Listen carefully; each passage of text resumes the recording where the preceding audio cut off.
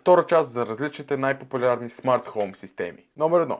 Развлечения. Това са домашни кина за безпроблемни Netflix and Chill вечери. Или музикални системи, които възпроизвеждат различни плейлисти в различни стаи едновременно. Номер 2. Пречистване на въздуха. Това са системи за климатизация, които следят качеството на въздуха или въздухопречистватели, които се активират при откриване на замърсители.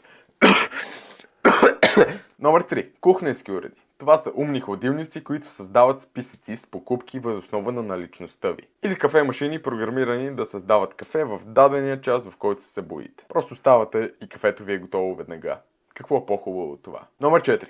Уреди за домашна поддръжка. Това са роботизирани прахосмокачки, които почистват подовете според зададения график. Даже трябва да минаваш, бе. Или автоматизирани системи за поливане, които се адаптират спрямо прогнозите на времето. Ако имате въпроси относно домашната автоматизация и това какво би подхождало на вашия дом и вашите нужди, свържете се с нашия екип от експерти, който ще даде персонализирана оценка спрямо вашите нужди и бюджет.